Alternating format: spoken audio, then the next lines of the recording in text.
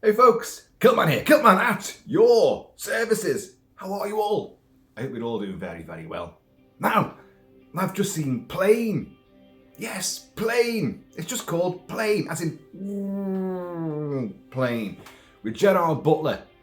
One of the films that I listed in my most anticipated of 2023, and I've seen it, and it's great. I was right. I knew I'd love it. It delivers on all counts. What is it? Gerard Butler playing a Scotsman for once, called Brodie Torrance. Brodie Torrance. A lot of R's in there.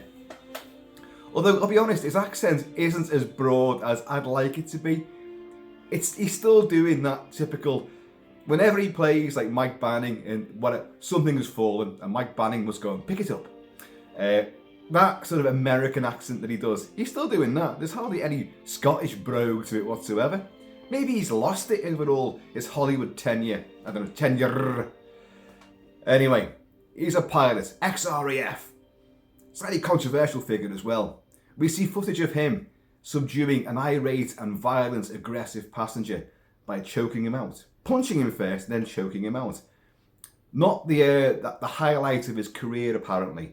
So he's now working sort of really the horrible routes, you know, Singapore and the Philippines and all that kind of stuff, you know, which always look great as destinations for holiday.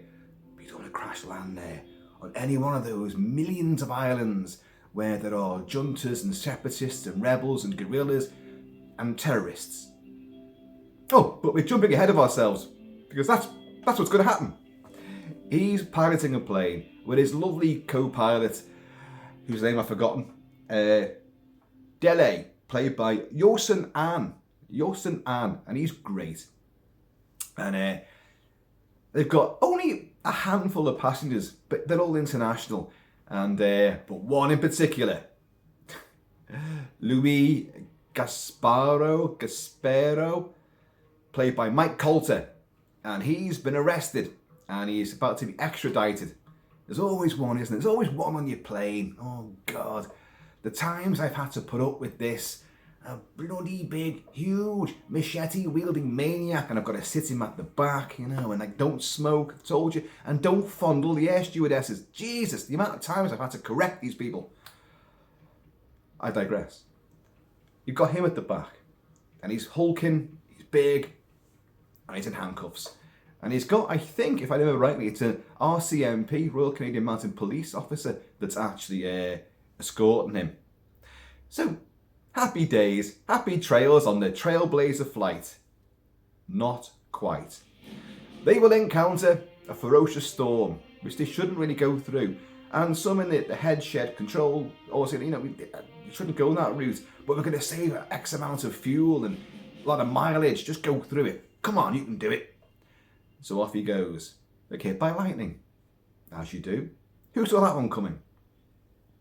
Lose power, lose all electrical services, can't even make radio calls, don't even know where they are exactly, and they're coming down through the clouds. It's actually really incredibly tense. The guy that's the RCMP officer, Royal Canadian Mounted Police, men of the red serge, stupidly goes down the aisle when they're meant to be sitting there. I think he's lost the key. He's lost the key to the handcuffs or something like that. And he goes off to try and retrieve it. And, you know, for his prisoner. And turbulence. And this poor guy goes, boof, against the roof. Oh, the ceiling. Oh, crunch time. Deaded. An air stewardess will also die in this ensuing turbulence fracas. And it's really well done. It's genuinely tense, genuinely exciting, and really fucking frightening. If you've flown in planes before, which we all have, I think the majority of us have flown before, and you've encountered, and your teeth start rattling, your ribs start rattling, and your arse is fucking flapping. Oh my God. And then, but a lot of flights, because the crew are used to this sort of thing, you know, and they don't want to alarm the passengers.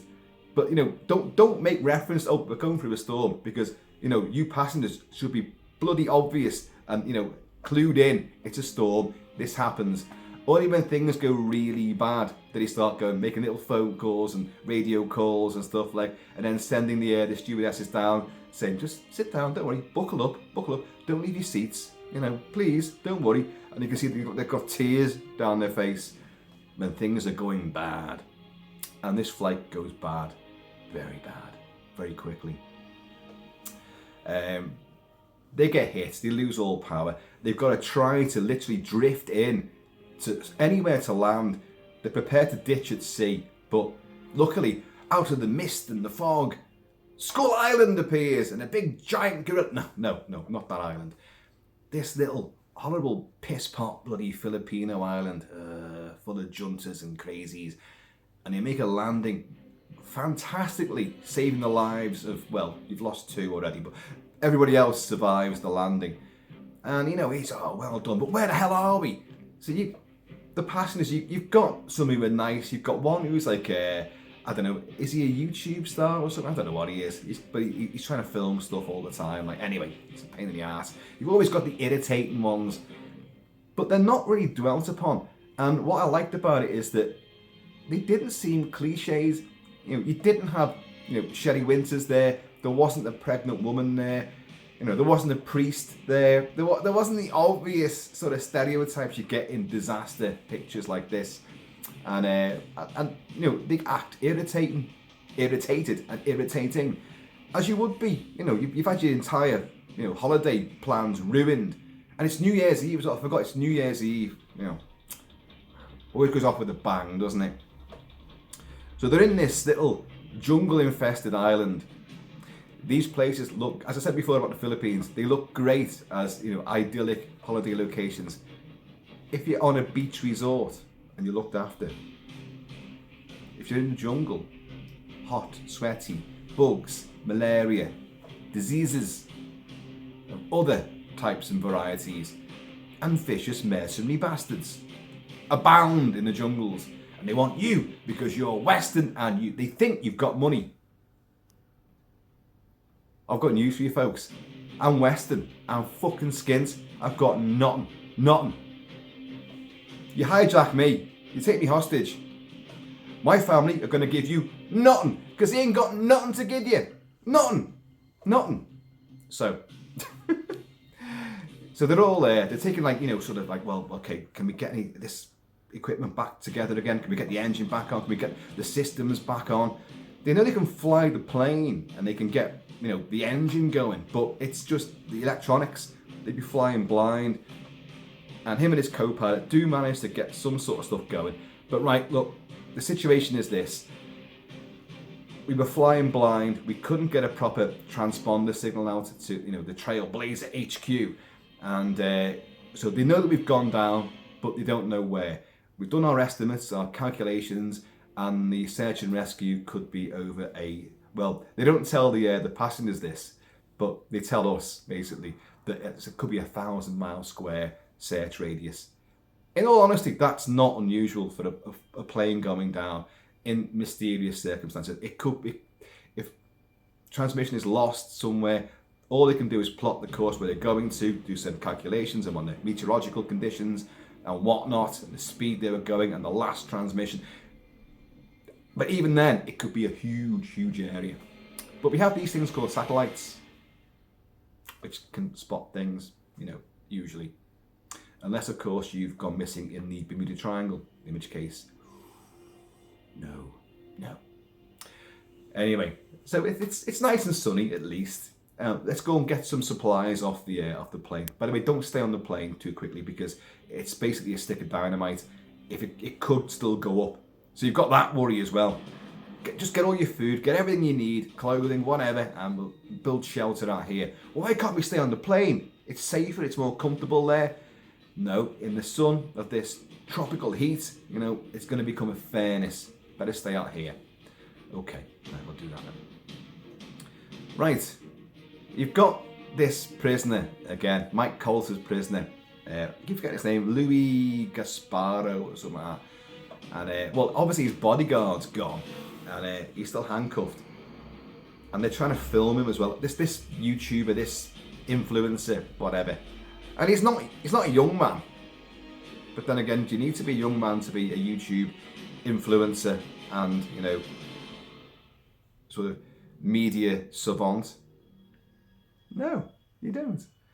And he's filming, and this guy just goes like, well, Gerard Butler will see a fracas ensue as he smacks the phone out. I'm like, don't fucking film me. What is it about this guy? What has he done? Extradited for murder, but really, there's more to this guy that meets the eye in the sky. So, Gerard Butler, our captain, he said, look, okay, there's got to be, we flew over an installation, a facility when we were landing. So I'm going to head out there with Mr. Gasparo, what's his name again? Yeah, Gaspare has volunteered, and this is the guy, he's going like, oh, okay, it's better than sitting here on my arse being, you know, stared at by this throng of weirdos. So him and the prisoner go off into the jungle to go and find what they think might be a Radio Shack, a hospital, a whatever, but somewhere with communications facilities. So off they wander, and you'll get a little bit of sort of bicker banter between the two. And so what did they arrest you for? Look, I found the stuff in the bag that you had, that was your possessions. And like, Gasparo's going like, did you get my knife? And this is like, no. Did you get the officer's gun? And Butler just turns around. Yeah, I've got his gun. Like, fuck you. Like, I trust you enough to help me and to keep you away from the other passengers because you're making them all nervous. So it's better that you come with me. So off they go. What did you do then? Well, you know, wrong place, wrong time. And he goes like, you're ex-military, some kind of special forces. You know, you got that. Every cliche is trotted out, but it's done in a refreshing manner. This is why I like this movie so much. It delivers everything that you expect from it. Looking at the trailer, you watch the trailer for Plane. All of that you think when you're watching it, oh, I've seen this all before. Yes, you have. But that doesn't mean that this is crap. It actually adheres to all the things and tropes and templates and formats that you know and love of this genre. The, you know, fighting back against terrorists, the action adventure, gritty violence.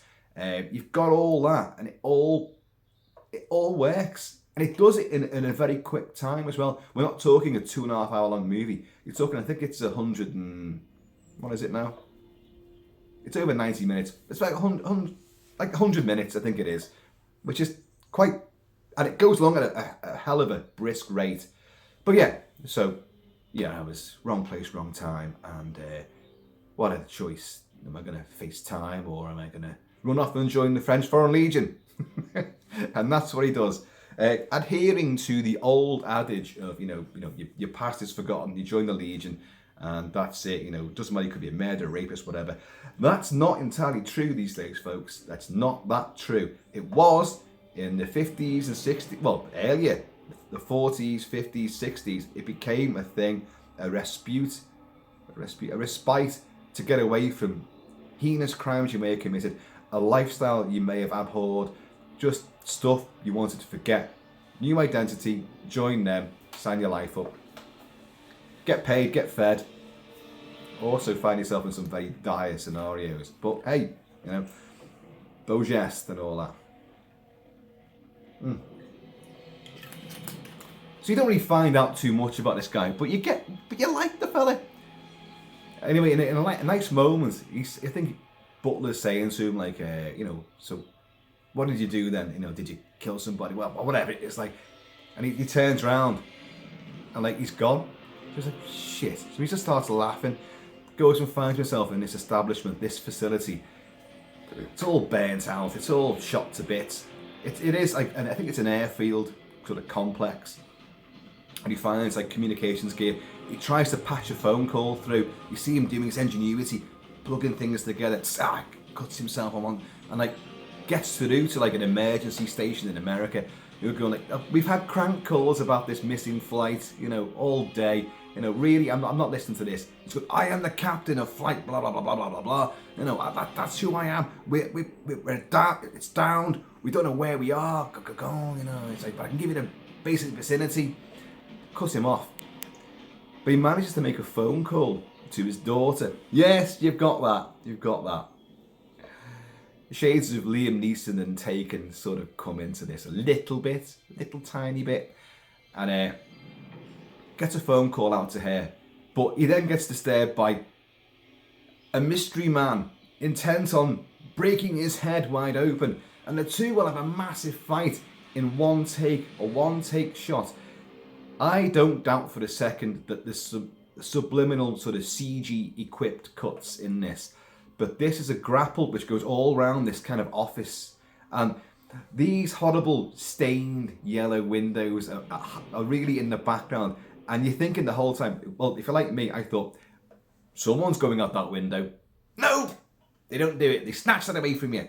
And they tussle over tables and all sorts. And in the end, it's a neck breakage. And it's our boy's done it. Yeah, but he's battered. And he's like, my God. Then he hears gunshots. Oh, shit. Hides away. But it's our boy Mike Coulter coming back to rescue him because he's found another guy and he's managed to get himself tooled up with some semi-automatic weapons. Or in this case, I think they'd be fully automatic, to be perfectly honest with you. And he's like, Captain, it's okay, you're safe, it's me.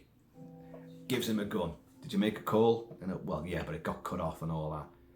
Now, in the meantime, this place is overrun by juntas, guerrillas, terrorists, all sorts of miscreants and ne'er-do-wells. And they've got wind that a plane came down. Right, there's our cash cow. So off they go. Also, back at the ranch, our boys kind of realise there's bodies here. They find footage of missionaries who've been held hostage before in this area. Oh shit, this is the worst place we could ever be in. Well, let's just keep our heads down, Captain. No, they're my passengers. I've got to save my passengers. So basically, you're going to have the badass boys with the long hair and the bandanas and all that, like all sweaty, bearded, you know, the typical, they're the Filipino version of Che Guevara, that kind of look. They're all hairy and sweaty and off they go. Machine guns and, yes, machetes. Yeah. And they get there. Of course, our pack of people who are, you know, camped beside the plane think, hey, rescue team is here. And they're all like, yeah. Oh, have you all got guns? Get on the ground now. Who's the captain here? Who's the captain? And all this kind of stuff. And you got the co-pilot, I'm in charge here. And he's not lying, because without the captain there, he is in charge. So there's guns to heads and all sorts. And to prove that the bad guys are really bad, one young girl runs off, shot dead, her father's screaming, and they're holding him back. To prove that they're really bad and really ruthless, what's the next best thing to do after shooting a young girl? Decapitate her dad, which is what they do. Cue a lot of screaming, a lot of nastiness, but our boys have got back, but they're on the edge of the this is like the runway, this dusty runway, and they're in the foliage and they're watching, but they're armed up now. And of course, like, our boy, the captain, he's like, no, and he's trying to, but Coulter, the prisoner, it grapples him down. No, you can't, because basically, if you go out there, you're going to die. That's an army out there. So these guys take all the other prisoners, passengers, hostage. Well, they become prisoners, so, you know. And if you think about it, when you're on a plane, there's not much you can do. You're a passenger/prisoner until they allow you off. So you're still a prisoner in a technical sort of format. And they get whisked off to this little village somewhere, but they leave two guys behind. And, right, look, well, what are we going to do? Well, we should just keep our heads down. Someone somewhere is going to come back and rescue us at some point, but they're my people. I've got to get them back. That's my plane. So, do or die mission ensues. They go and take out these other guys. In a lovely moment, Gerard Butler fucking clubs one of these fucking guys left behind. Boosh! Like that. But the other guy's got a bead on him. But our ex-legionnaire takes him down. But they've got one guy to torture and beat up and like threaten. And get your radio from. Who's in charge? Where they're taking him? What they're going to do with him? So you learn what the plan is. You want to obviously get everyone's name and get ransoms off the family. Because that's what, you know, these assholes out there tend to do. So, Right, he goes back on board the plane and he leaves like a note because he knows he got through. So someone somewhere is going to come back to rescue these people. They're going to find them. So he just put, I think it's a T-shirt, and he just writes, passenger's been taken hostage, Captain so-and-so, I'm going out to rescue them, blah, blah, blah, blah, blah. But leaves it there so that they know what's happening. And there is indeed a rescue team en route. Now these are the airlines, mercenaries, their assets. We all know what assets mean now from watching Bourne Supremacies and stuff like that. The assets, the mercenaries. These are the guys that, when no one else could get anybody out, we send these people. We can't go by proper routes, proper formalities with governments. We send our boys in. And they are good, I'll be honest. Cheers, y'all. So he's left a note, like, what do we do? We're going to have to get these people back. Are you with me? The two of them will go out. Another do or die mission to go and rescue the passengers. And they do with their... they found a vehicle which they drove back to the airfield. They drive almost to the camp and then go through. At least there's some semblance of tactics there. Don't fucking just drive up to the gates. You can't just do that. You've got to use some stealth. And I like the way that Gasparo, who's the French legionnaire, has got jungle skills, military skills, and he's fucking ruthless. But he knows that our boy might be ex-RAF, but he might know that. I'm not sure if he actually tells him that, but we know that, but I'm not sure if he tells his reluctant partner. But you're used to watching movies and call signs and all this kind of stuff and and all this bullshit like. But in this, they're close together because he knows, the Legionnaire knows, you don't know what I'm talking about. So he keeps him close and he'll turn around and tap him in, like, right, you go that way, or let's go that way. It's all very closely done. Now that would be how you would do it. So I like that sort of, he doesn't just do signals and expect the guy to understand who doesn't understand. But they infiltrate the camp and they've got to use stealth. So you've got some throat slittings. Oh, God. And, of course, the Legionnaire just grabs this guy, puts his head back, fucking like that. But Gerard Butler grabbed this one and he's like... But the other guy comes up and goes, fucking just stabs it, cheer. Put the bodies down, hide them and all that. But you've got a token gesture of Gerard Butler's character, who's a fucking pilot, and a civilian pilot, but he also is ex-RAF. But that doesn't mean that he saw much in the way of ferocious hand-to-hand combat. And you do see him sort of going like, oh. He's like, you all right? Yeah. Just want to get my people back.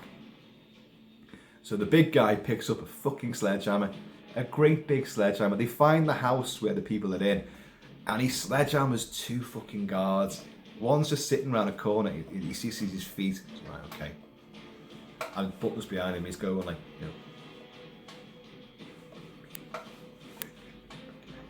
He's like, he leans around and fucking takes this guy's face apart. Boof! And then he has to go around and get another guy. But Butler's trying to get all the equipment out of his pockets and, any details and radios and stuff. And the guy's head's just leaking all over the stone stair. Butler gets in, he's got the keys now, gets in, and they start cutting them all loose as they see the other guy sledgehammer in the face, another guard. It's great. It's great. They get onto a bus and they can't get out. They try and drive their way out, but there's a roadblock there. They're not going to get out of this. So Butler, brilliantly, look, this is all my responsibility. This is all down to me. It's not his fault the fucking lightning hit the plane. Not his fault. But he takes his sort of responsibility for his passengers, to the nth degree. I'm still responsible for these people and their safety. I've got to do everything I can. I'm going to buy you time. So he just walks into the guerrilla camp and approaches, demands to see the leader of the camp. And they're going, hey, are you the captain? Brody! I don't know why I gave the Filipino a Scottish accent. But anyway, he's like, yeah. I'm sorry we crash landed here. It wasn't my fault. But I want to get my people home. So please, let us go. And this commander's like, hang on a minute. What? You walk into my camp in my village and you give me orders. So poor old Butler gets the shit kicked out of him in front of all these people on the bus who are hiding. And just when he's about to be fucking really done in, assets arrive. They move in and start taking out people left, right and centre. Great big battle ensues. Luckily, our boys managed to get... See, they're all our boys now. Our boys managed to get Butler back on board the bus. And they're great. The leader is... God, what's his name? Hang on a minute. Where is he? I did get his name down. Remy Adeleke or Adeliki. I think his name is Sheldrake or something like that. And he's great. He's great. Bit of a Delroy Lindo sort of look about him. Taking him down. They get on the bus and they powerhouse it back to the airfield. Right, we're going to get on board the plane because what? The plane doesn't work. No, before we left, me and his co-pilot managed to fire up some, engineering and some vague electronics. We've got enough fuel to get us off the ground and get us airborne and get us out of here. And then we just need to get in touch and get told where to land. But we've got to get off this fucking island now. But that's ridiculous. What other choice have you got? That's all I can do for you. So you get this, they get there and they've got to fire up the engines and there's lots of wiring got to be done. And you've got this guy who's in charge of the asset mercenary team. He's going like, Captain, we've got about 2 minutes, because they're coming for you. We've got 2 convoys. They've got patched into satellites, got little laptops and all that. You can see there's 2 convoys coming this way, 2 convoys coming that way, and there's another one coming the other way. So we're going to be surrounded. You've got 2 minutes. He's like, yeah, I can do it. Just hold them off. So you get a wild geese style standoff. Or Delta Force, Chuck Norris Delta Force, where jeeps and trucks and Land Cruisers are coming up. Great gun battle, to be honest. Great. Lots of heads going up and chests being blown out. Because you've got one of the mercenaries has managed to he probably brought it with him. He's got a recoilless rifle.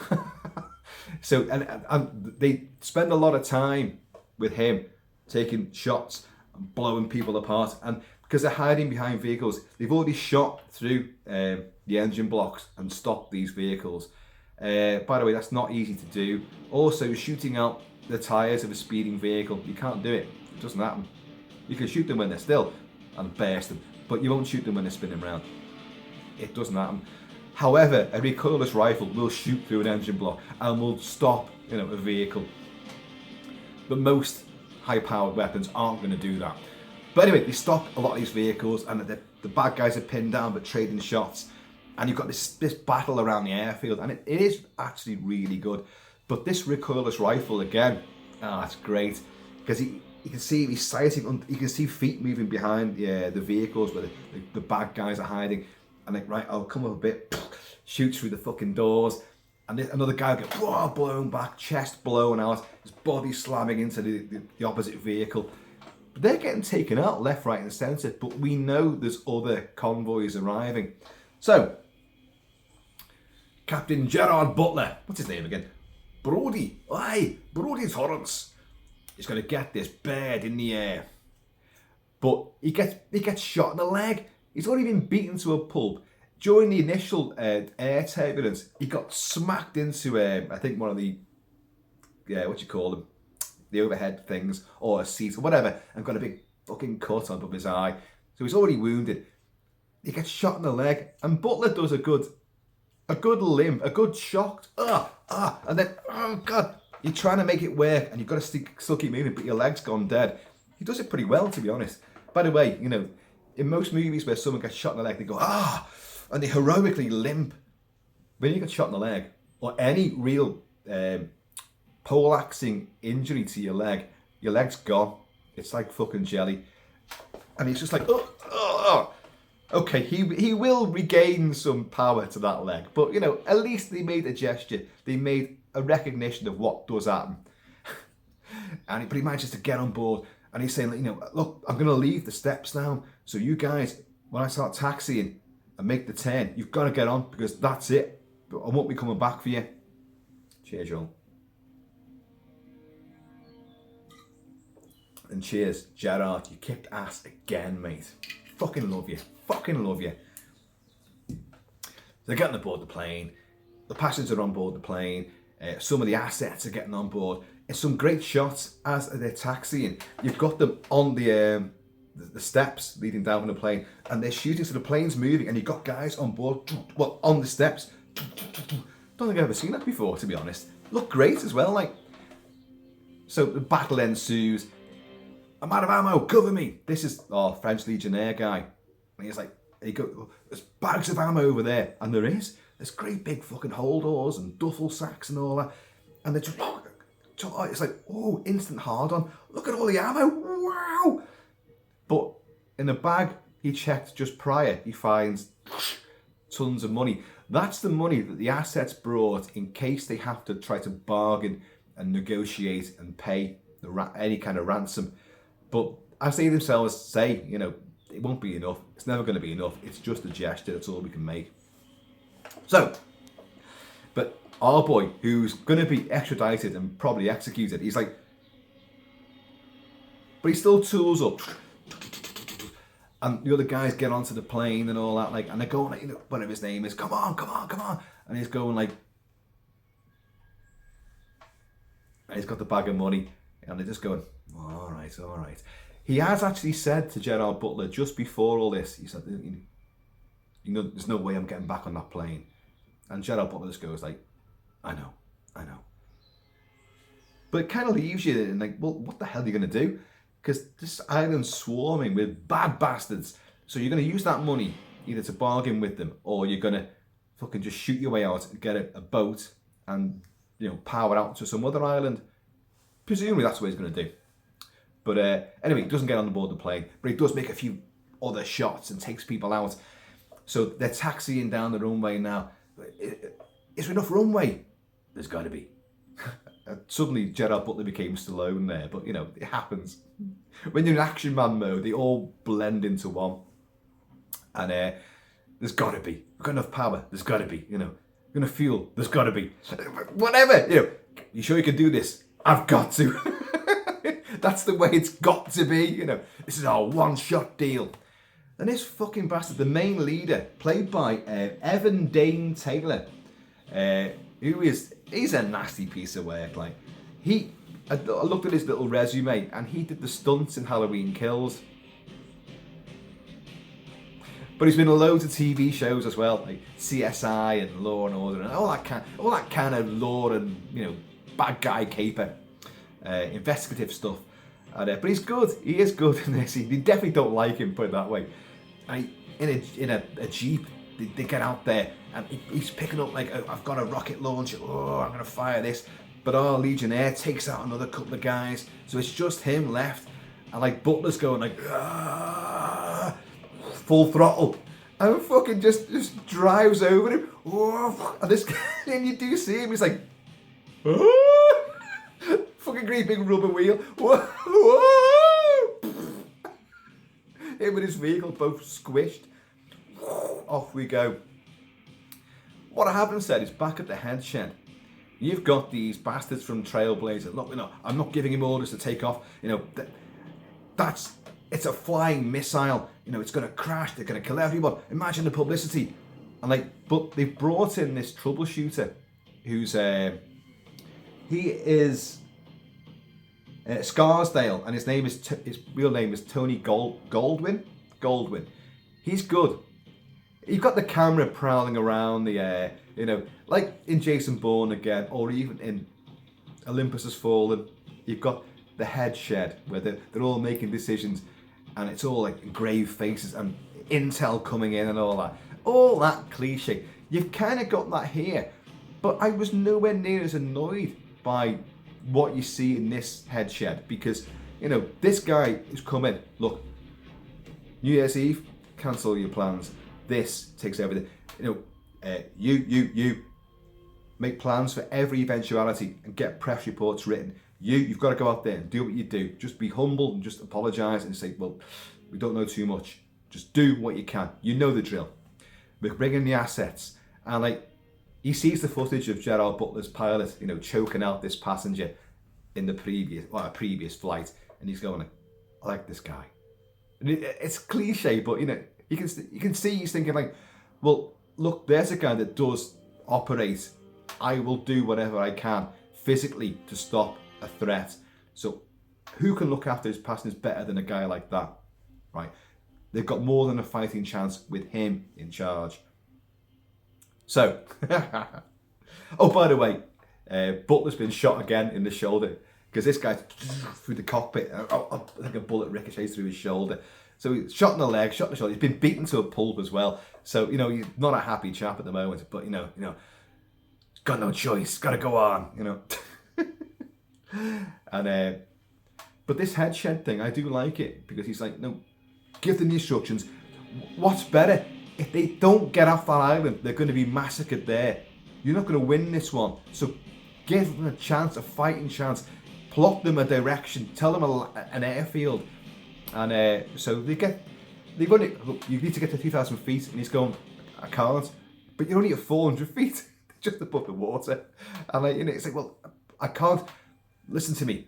I'm flying this plane. I know exactly what's happening. I can't go any higher. I can't fly any faster. I know what's happening. So just tell me where I can land now. We've got about 30 seconds of fuel left. And because these islands are all quite, close together, and flying at that speed, they're going to obviously island hop quite easily. It does seem kind of rushed, I'll be honest. Because they do, there's Siras or Sirasi, I know some other island with an airfield. You can make it to that.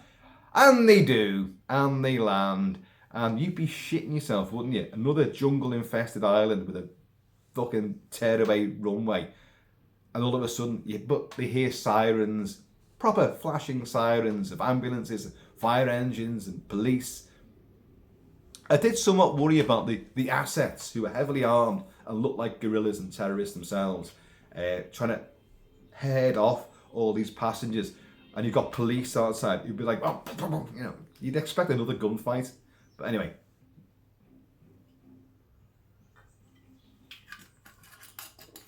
It is wonderful. I had a ball with this movie. It's exciting in all the right degrees. It's quick, it's punchy. The trailer seems to point out a lot more action than you actually do get. Don't get me wrong, there's plenty of action. There's lots of blood, snot and violence. You've got a decapitation, you've got throat slittings, you've got chokeouts, you've got headshots, you've got recoilless rifles taking people out left, right and centre. And you've got a big bad guy getting crushed by the front wheels of a jumbo jet. Hey, it's all there. With Gerard Butler as well. And a really, really super gorgeous air stewardess who, I don't know what her name is in the show. And I can't think, did I write her name down? Actress-wise? No, I didn't. Anyway, but she's gorgeous. And they're good. And it's called Plane, which I thought was a terrible, terrible title. It's such a ridiculous, plain title. Just plain. Well, guess what, folks? It works. Because the plane is the focus of all our tension and excitement in the first third of the movie, with the storm and the landing and all that. And then trying to get it fixed together. And then you've got to try to get back to the plane, save the passengers, and then use the plane in the final act to get off the island. So when Gerard Butler, who's been shot, shoulder, leg, beaten up, and everyone gets off and they're all safely escorted away. You've got the guy who was the leader of the asset team, the mercenary team. He's like, "You did good, Captain. You did good." And he's just like, "You're gonna be okay." He's like, "Yeah." And he comes out to make sure all his passengers get off the plane, and then he sits down in one of the passenger seats, and I think his co-pilot said, like, the nod of recognition and admiration, holding back the tears and all that, and he's just like, he's sitting there, and then that really attractive air stewardess comes over. She says, "You can promise me you're going to hospital." He wouldn't have a choice. He'd actually be escorted off, to be honest. But in the heroic grandeur of the moment, let him sit there, because this is what I'm coming to. He sits there, and he's just looking around at his plane. It's his plane. His plane. He saved it. It did its best for him. It remained intact enough to get it off the ground again and get him to safety. So his plane. He loves his plane, and it's wonderful. You know, it's a cliched yet very touching and still emotive and powerful moment. And I liked it. For one split second, I thought, oh shit, he's going to lean down in his seat and he's going to die. I really thought, I defy you not to think the same thing. Well, you won't do now because I fucking told you, but I thought he's going to lean back and he's just going to die. And then, oh no, it'll be the final tragedy, final sacrifice. But you do see him walk off the steps and he sits down and he completes the phone call to his daughter. And it's just, it is cliched. And yet, if that was you, and all you want to do is get back home to your daughter, what are you going to do? And you've now got a signal. You're going to phone your daughter, aren't you? Of course you are. Or your son, or your wife, or your dog. You know, or your co-pilot and navigator that couldn't quite make that flight. Why the hell were you not on board? Why did you get transferred out at the last minute? You know, I'm coming back and I'll be having words with yous. You know, folks, Plane is great. It's anything but plain Jane. It's fast. It's dynamic. It has the disaster movie stuff writ large, the storm, and it's an ongoing thing. That's quite a long sequence, that, and it really works. And tensions will rise, and you get to know some of the characters and that, like the other passengers, and the whole dynamic. And you get an insight into our pilot and co-pilot, and they both work well together. So it's great. He's not Mike Banning from Anything Has Fallen. He's not some super secret service special forces operative. He's just a normal Joe.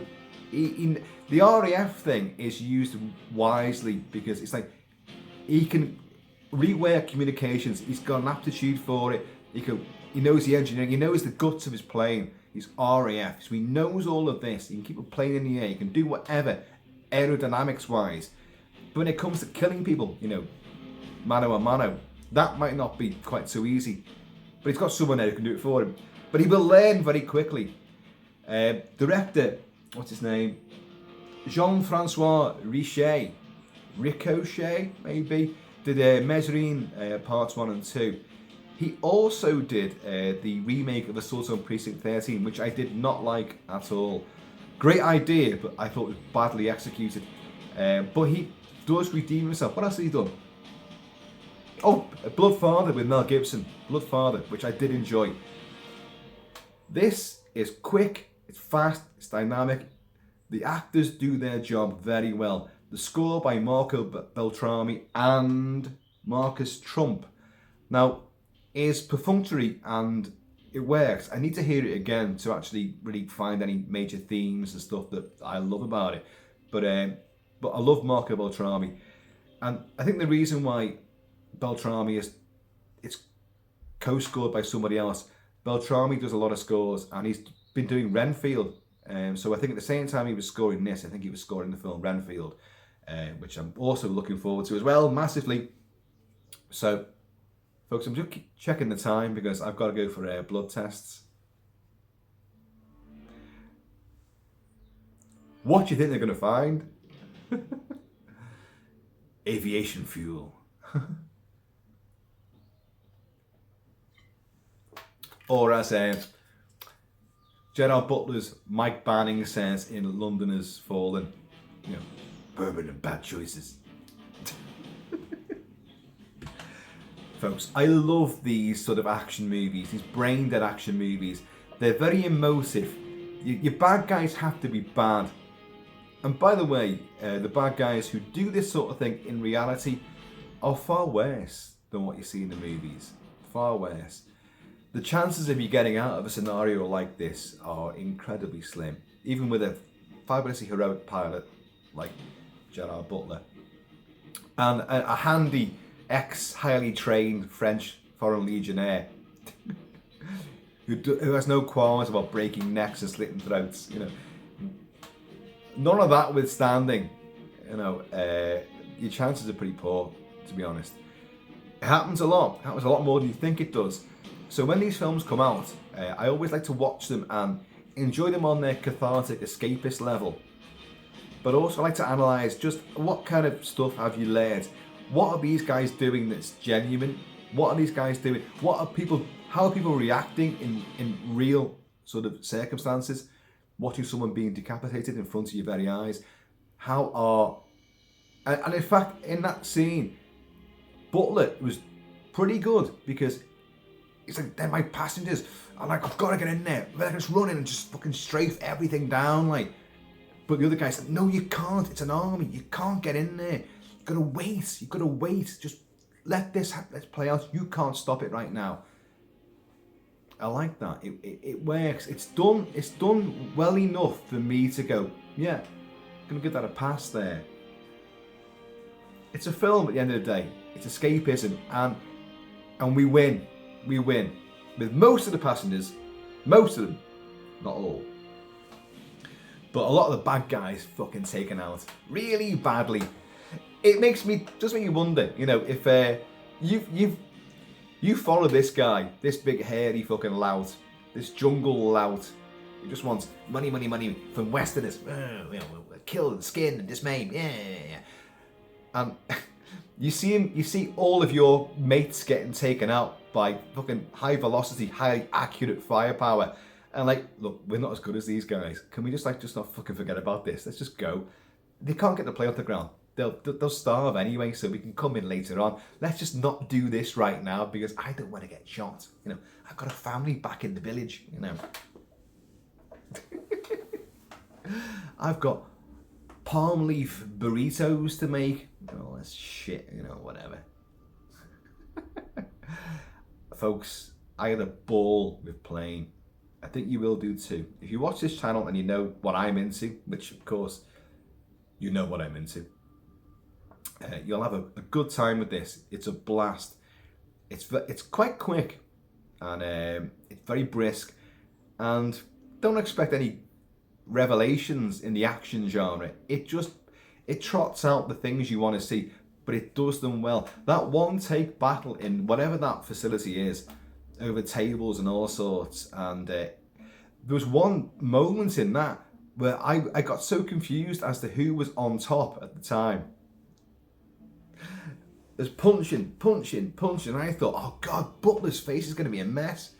And then I realised it was Butler who was on top, who was doing all this. Then he gets taken round again. But it was the confusion and the melee of it, which is filmed pretty well. And the camera just goes around and around the whole time. I want to see how that was done. It could be choreographed that well. Butler's done so much fight choreography in the past for 300 and the Olympus Has Fallen movies and many others. So he knows what he's doing. He's a very physical, hands-on sort of actor. So he could do it. I have no doubt about that. But you always suspect these days that there's subliminal cuts because he can do it so seamlessly now that you'd never know. But it looks great. Or even when, you know, you might think, there's multiple cuts in there. In the moment when you're watching it, doesn't matter. It just looks, you're like, whoa. And after you think, God, that was one take, didn't cut. And they've done all that. No, it's good stuff.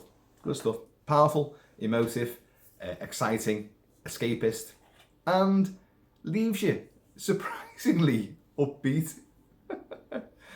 Would they get on a plane with Captain Brodie Torrance? No fucking way.